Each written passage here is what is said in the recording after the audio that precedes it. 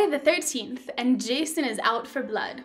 The new game has caught the world by storm and has introduced a new generation to Jason Voorhees and his legacy.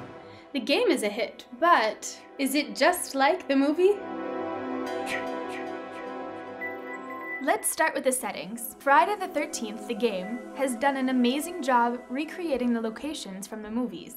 It modifies and expands the areas for the purposes of gameplay, but still features the landmarks we remember from the films.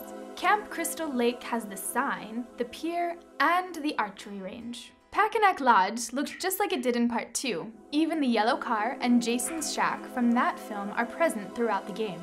Higgins Haven has the main house and the barn. The Jarvis map has both houses featured in the film and even has Tommy's mask collection in his room. And if you venture far enough, you can find the blanket where that girl got stabbed in the face with garden shears.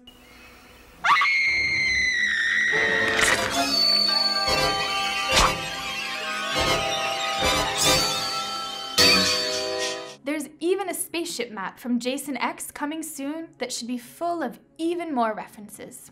It also helps that they got Henry Manfredini to come back with a score that fits the franchise perfectly.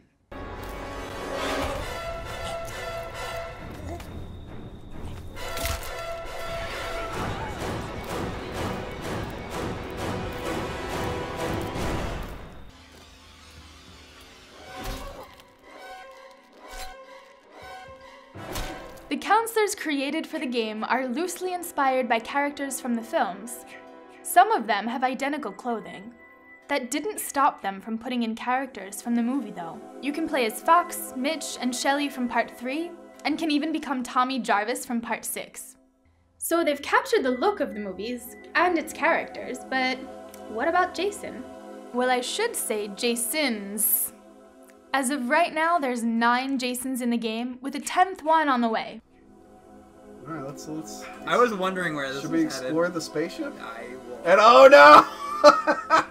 There it is. Each of them look like they were ripped right from the movie they came from. Except Part 9, which actually looks better because they corrected which side his missing eye was on. Each Jason has their pros and cons. The more human ones get hurt easier, but can run faster, while the zombified Jasons move slower and can take more of a beating. They even got fan-favorite Jason, Kane Hodder, to come back and do the motion capture for the character. When it comes to Jason Voorhees, the game totally killed it. But let's talk about Roy. In Friday the 13th, Part 5, A New Beginning, Roy Burns impersonated Jason to avenge his son. In the game, though, they just slapped his skin on a regular Jason. So even though he looks like Roy, he still hears Jason's mom's voice and has all of Jason's abilities. He's almost nothing like Roy from the movie. The gameplay really captures the feel of the movies. Characters try to work together to fix cars or phones that Jason broke. They look for weapons to fight back, or they hide and hope Jason doesn't find him. If you're really brave, you can even try to kill Jason. In order to kill Jason, you have to get his mother's sweater and hypnotize him like Ginny did in Part 2. Then, Tommy has to slice his head open with an axe or machete like he did in Part 4. The real similarities to the movies comes from spectating other players after you escape or die. Some players are total idiots and walk into situations that will clearly get them killed. It feels like you're watching the dumb characters from the films. He's right behind you. Oh, watch out with the car. Ah, fuck, right.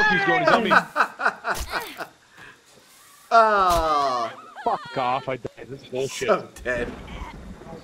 Half these people just let Jason sneak up on them and stab them in the back. That's why Friday the 13th, the game, is just like the movie.